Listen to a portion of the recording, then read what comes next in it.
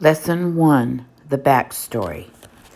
Have you ever been in a situation where two people have the same experience but very different interpretations of what happened?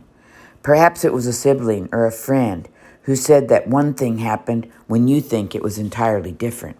Or maybe one person was deeply offended while another wasn't bothered at all. How can two people encounter the same circumstance and have it affect them in a completely different way? The answer comes down to something called worldview. Every experience that you have, every thought that you believe, the things you value and hold dear, the culture you are raised in, even your gene play a role in the way that you view the world around you.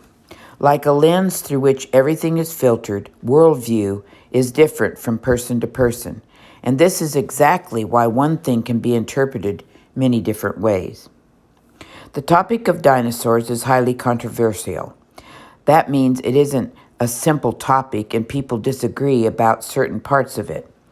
While evidence has been found in the form of various fossils that don't match up to any creatures we have today, this evidence has been interpreted differently by different people. Throughout this unit, we are going to be learning more and more about the discoveries and scientists that have been shaped current understanding about their fascinating animals. But before we begin, let's address the elephant in the room and understand the top theories about the dinosaur we will be covering in the weeks to come. Remember, these are theories, not facts. Theories in dinosaurs. Number 1, evolution. The most popular theory about the origin, age of the Earth, and life and death of dinosaurs is evolution. Evolutionists believe that organisms evolved, changed, or mutated over time to adapt to their environment. A mouse-like creature mutated across species, developing into a primate and eventually into a person. These mutations are believed to have taken millions of years through a process called natural selection, whereby stronger species, more suited to the changing world around them, would survive, passing on the new traits and adaptations to their offspring. This theory, first proposed by a man called Charles Darwin, has many different ideas when it comes to dinosaurs. While evolutionary scientists often do not agree when it comes to the specific details and events that occurred millions of years ago, they do generally accept their timeline of events, which is broken up into eras and periods over 4 billion years. Dinosaurs are categorized into the Mesozoic era and further broken down in the Triassic, Jurassic, and Cretaceous periods.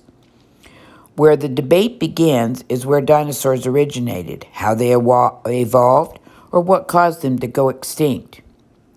Many believe it was a cataclysmic worldwide event, such as comet, asteroid, or meteor shower that killed off all the dinosaurs other than feathered ones, which may have evolved into the birds we have today. Other theories include volcanic eruptions, earthquakes, and or climate change. The big question, could things truly, randomly, and accidentally happen and evolve with no outside intervention, plan, or direction? Number 2, creation. Creation scientists use the Bible as the ultimate reference to piece together the evidence that is found with what the Bible says. Some believe the earth was created in 6 days, just as it reads in the Bible's account. These people are referred to as young earth creationists because they don't believe that the earth is billions of years old, but rather only about 6,000 to 10,000 years old. Others believe that a day could have been 1,000 years, going along with the concept of the earth being millions of years old. This is called day-age creationists. And still others believe that there could have been millions of years between verse 1 and 2 of Genesis, where the earth was void and without form. This is gap creationist. Many creation scientists believe there were indeed a worldwide cataclysmic event documented in the Bible as the flood. That can help explain the changes to the earth, the rapid formation of fossils, and even the extinction of many dinosaur species that have been discovered today. Others do not believe in dinosaurs at all. What creation scientists do agree on, however, is the idea of intelligent design. This means that things couldn't randomly and naturally occur without being specifically orchestrated by our Creator. The big question: if dinosaurs were alive during the flood, how could they fit in the ark? Number three, theistic evolution. Theistic evolution is the belief that the Bible and evolution do not contradict one another at all, but can eventually fit together. Many people who fall into this category do not believe the Bible was written in such a literal sense, and that God used the process of evolution to create the world. Essentially, this view still falls under the umbrella of intelligent design, but in a more hands-off way. Theistic evolutionists believe in God, in a higher power, and that He was involved in setting up the creation of the world. They believe He did this through the systems that He had established. The big question: is the Bible literal or figurative, or both? It's all about your lens. Do you remember how we started this lesson talking about worldview?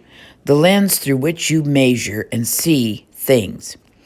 If every single person has different beliefs, values, DNA, experiences, and grows up in a different cultural environment, how can we possibly know what is true?